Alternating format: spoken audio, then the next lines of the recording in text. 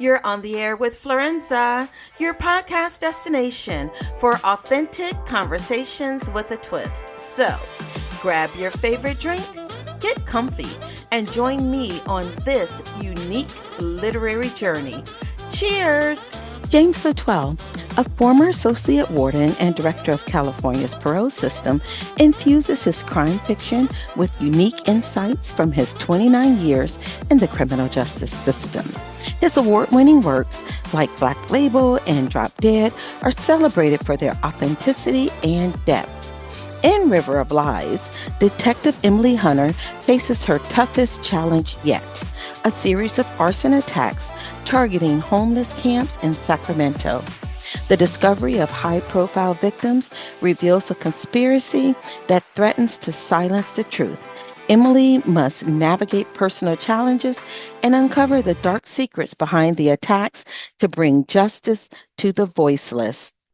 Please put your hands together and welcome James to the show.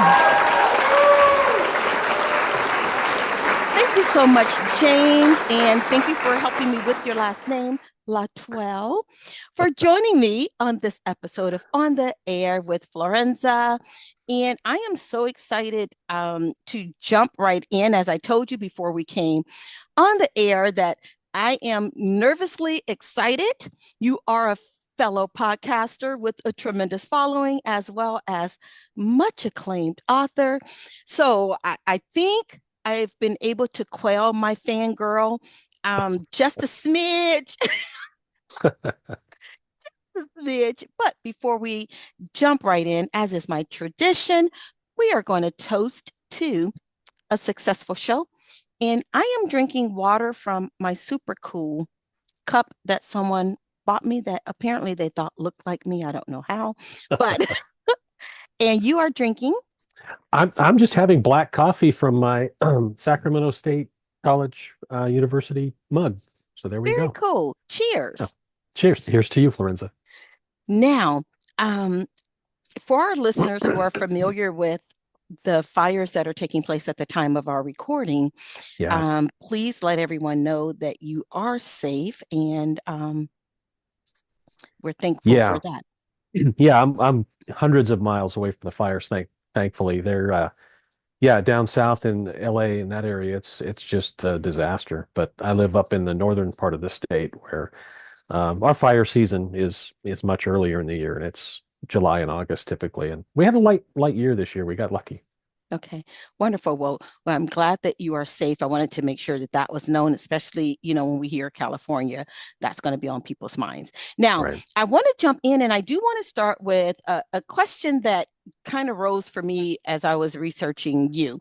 So during your extensive 29-year career in the criminal justice system, to include your role as, this is quite impressive, an associate warden, a hostage negotiator, and the director of California State Parole System, did at any time during those 29 years you think to yourself, I am going to be an award-winning international author? Did that ever come up? No, it never came up. As a matter of fact, I didn't even plan on writing until after I retired, after I left the prison system after 29 years. I was sitting in the backyard and, reading a book, and it just wasn't very good. And I just kind of tossed it aside and said, well, hell, I can do better than this. And it's like, well, can you? Uh-huh. So it kind of gave me a challenge to go out and learn how to do that. So I took, the classes at places like Book Passage Mystery Writers Conference, and learned, about story structure and dialogue and pacing and all those things that you need to know that I had no clue about, and got me on this path. So I didn't expect to do that, but I did it at BoucherCon a few years back, track down that author whose book I tossed, and, thank them for inspiring me to become a writer. That's what you call a offhand compliment. Okay, now. But they don't know that. Yes. They do not. If you were to list which aspects of those 29 years that feed in the most into your creativity, is there any group of things, or is it just like this whole combination of everything just perfectly fits together? Yeah, there's something, Florenza, there's something about the combination of all the different, functions that I was able to hold while I worked. But for a period of time, I worked in something they call the security housing unit, Hmm. and that's a prison within a prison. It is. So if you kill somebody in the general population, you came to my unit. So we had this entire unit of, absolutely stone cold killers, prison gang members, and that probably had more of an influence on me, and just in terms of trying to understand character. And if you're writing a criminal character, Hmm. I had all kinds of, exposure to some really off the wall types of folks, behind bars. Hmm. I don't write prison stories, but those characters, they kind of stick with you. Yeah. And I think many people would be surprised to know that it is an entire world Mhm. that takes place behind those bars. It's not like, us on this side of it think like, it's a Yeah, whole system. It is an entire ecosystem. it is. It's a culture unto itself. I mean, there is a prison culture. They have their own rules. Don't snitch. Yeah. Stay with your own. All those things. Um, and it's how they exist and how they run their environment inside the prison. And it really is a different world once you get inside the gate. Mm. Well, thank you for your service that you did for those 29 years. I know that's not something that you hear often. Thank you for for your Right. work, but truly it is. Thank you. No, thank Now, you. I am so intrigued by Emily, and I love her last Mm, name being Hunter. So I'm like, yep. ooh, she out there hunting criminals. I don't know if Yep. that was part of it, but I like the pun. Um, and we were introduced to her in your first book, Face of Greed. And there Right. she investigated the whole brutal home invasion that leaves a Mhm. prominent Sacramento businessman dead and his wife injured. And we get a chance to see that whole greed, corruption, betrayal, revealing, the murders that took place there. And Right. then we jump and we have her now in book two, and we see a different part of her in terms of these arsons that are taking place in the homeless camps. Right. Tell us a little bit about what inspired you to create Emily Mm. and about who she is off the pages in terms of how she lives in your mind. Yeah. Yeah. She does kind of bounce around in my head. That's for sure. Yeah. Emily, I thought was a going to be a fun character to write. Because I wanted her to be a woman in a male-dominated profession. She's in law enforcement where, it's by and large, a male profession. So she has to work almost twice as hard to get the same recognition that her counterparts get. Mm-hmm. So she's a little snarky, a little sarcastic, and she's always pushing the barriers just a little bit. And part of that is to get that, attention that normal officers would get. So it kind of fits with her personality, but part of that was it. I wanted one more obstacle for her to have to overcome, instead of just being a male detective, that we read about all the time. She's got that hurdle to overcome, and she faces, some feedback from her colleagues that, are sexist, and, women don't belong here, and, why don't you go back and make a sandwich, that kind of stuff. And she's not going to take that lightly. So Yeah. she pushes back a little bit, but she's been really fun to write. Yeah, and yeah, I enjoy her. What parts of her would readers be surprised to know that doesn't necessarily reach the pages, but that are in your mind as far as her personality? Are there secret flaws that she has, or fears that that character has that drives her? Yeah, I think part of it is, and you saw it in Face of Greed. I mean, she's consumed with this investigation. She doesn't have any personal life at all. She's just kind of thrown her life into the job. In River of Lies, we back that up just a little bit, and a cop boyfriend kind of enters the scene, in Brian Connor. So we give her a little bit of private time with that, but Mm-hmm. part of her is wondering if she deserves that. Does she deserve that that kind of life when everything else around her is a mess? The investigations are troubling, the political influences are there. And then her mom's, Mm. Alzheimer's and dementia. She's balancing that. So is she sacrificing care and time with her mom when she spends time with Brian, her boyfriend? So she's kind of struggling with that. And it's this back and forth one, whether she deserves it or she's good enough to have a happy life. Do you have women in your life that have read the books and say, you know what, James, that was spot on? Or they say, as women, we just don't think that way. Yeah, I'm very careful about it. I don't take writing a woman protagonist like Emily lightly. My agent's a woman, my publisher's a woman. I have a group of beta reader women in law enforcement who look at it from that perspective, and none of them, believe me, none of them are shy about telling me, "Hey, you messed this up, or you didn't say this the right way that we would say it." Um, so yeah, I take all kinds of feedback on that, and I think I've gotten the voice close to what Emily really is.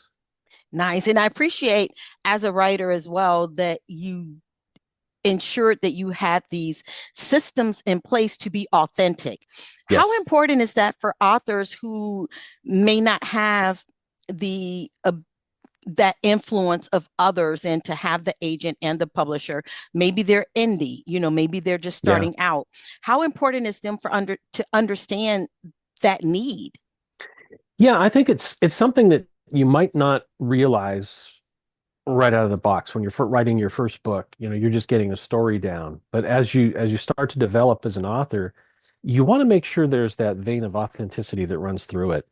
And if you don't have a group of, beta readers that are, connected to law enforcement, start locally with a Sisters in Crime group or another writing group that you have, and start sharing that information and get as many, diverse viewpoints as you can on your characters, especially if they're not like you. Mm-hmm. Because I think that's where a lot of authors kind of miss the boat there, and it just kind of throws readers off that, it's just not, doesn't sound real. Yeah, it's not authentic. Mhm. How does Emily balance this role of being a daughter, especially with a parent that has Alzheimer's, in this case, her Right. mother, and this need to still show up in Mm. other areas of her life? Yeah, that's probably one of her biggest struggles is, and part of what fueled that part of the story was my own experience with my mom when she was going through, dementia. I felt a lot of guilt that I wasn't spending enough time with her. I'd go there, she'd remember, me and all that kind of stuff. And then 5 minutes later, it was like it never happened. Mm. So it's very hard. And I think Emily sees some of that interactions with her mom. So it's hard for her to kind of balance her life around. Um, but I think Brian Connor's kind of introduction into that might help guide her a little bit. He's going to be something that she can lean on a little bit. Um, because his mother also went through that, so she's using him as that kind of a resource too. Did Brian show up in book one? And He um, did. and how did you see his role developing differently in book two, or is it still on track as to what you initially perceived? Yeah, Brian Connor showed up in book one, and he was the officer that Emily kind of saw at a crime scene and called him Officer Booty Bandit because he was wearing, these booties. So there was this kind of flirtation that was going on, but nothing ever followed up with it. Now, in River of Lies, we were able to actually, put the two of them together and have a little bit of a relationship there. Uh, That is still ongoing, and we play with that a little bit in book three. So there's more to come. nice. I was just getting ready to ask you, so how far are you into book three, and what is it that we can expect as readers for book three? Book three is it's done. It's with the publisher. It's been submitted. It's due for publication in January of 26.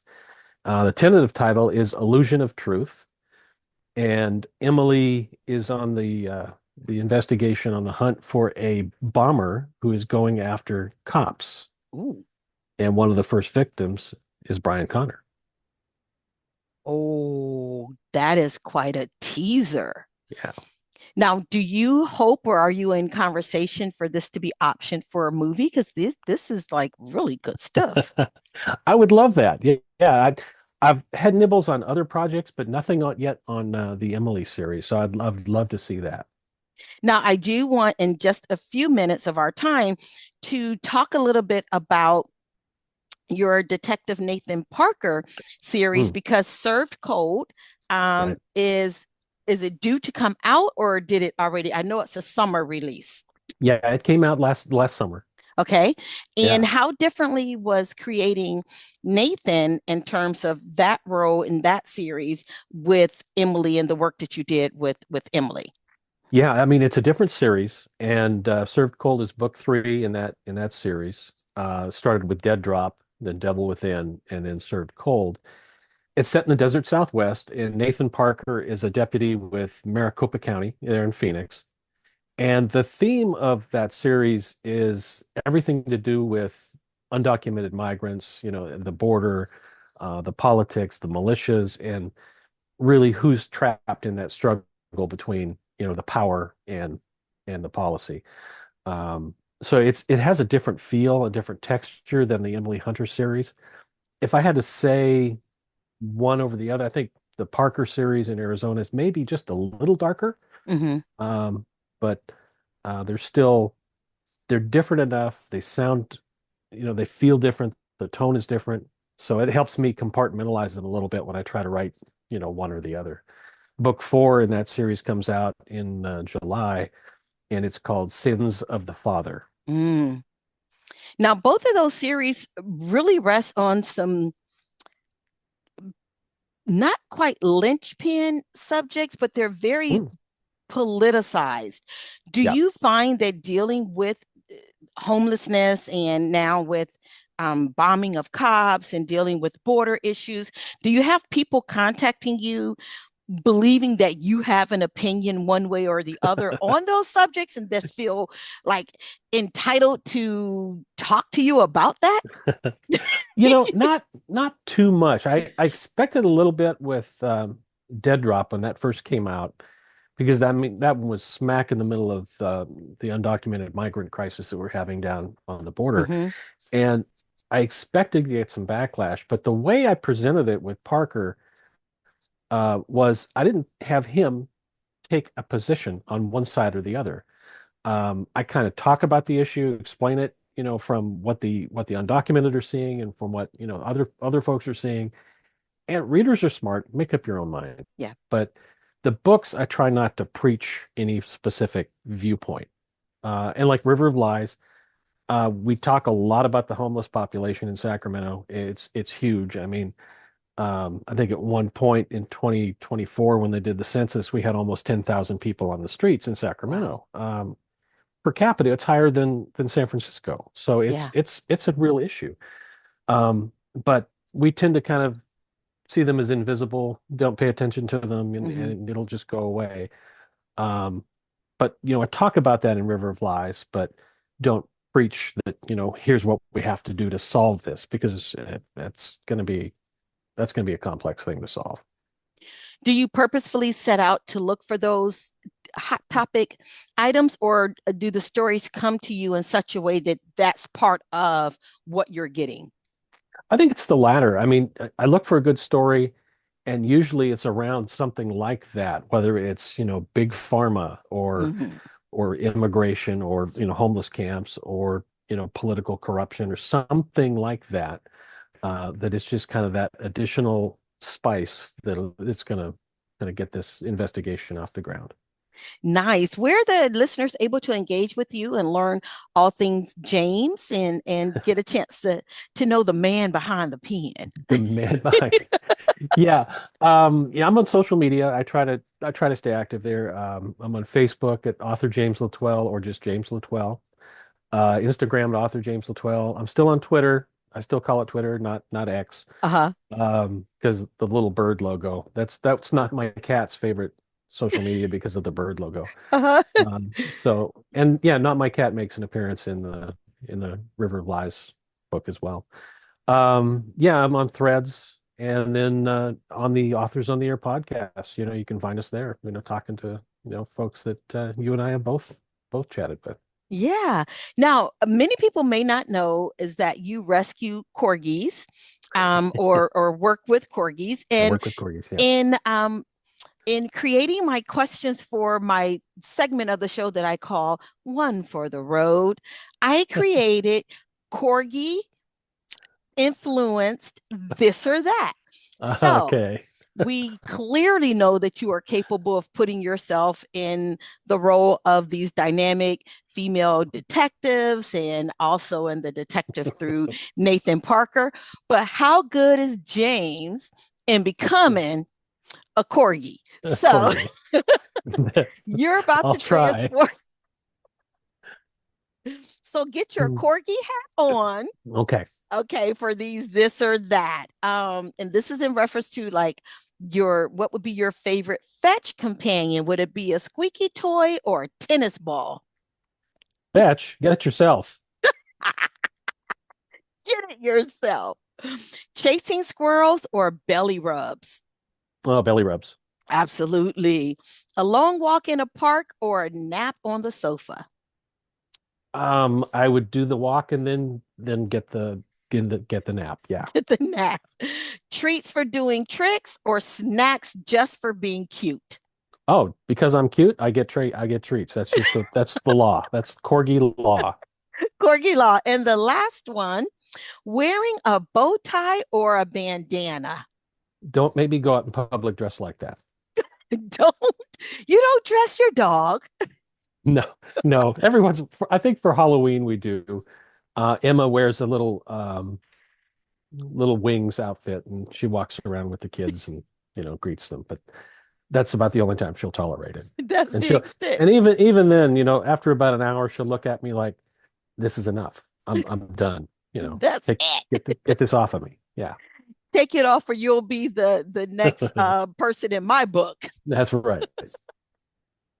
Well, thank you, James. This was so much fun, and I look forward to having you back. Hopefully, this summer when your next books are released. Well, thanks, Florenza. This has been fun. Thank you very much. You're welcome.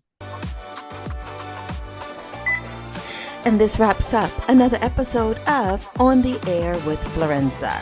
You may follow me on all social media platforms under Florenza Lee or via my website at florenza.org. Until next time, cheers.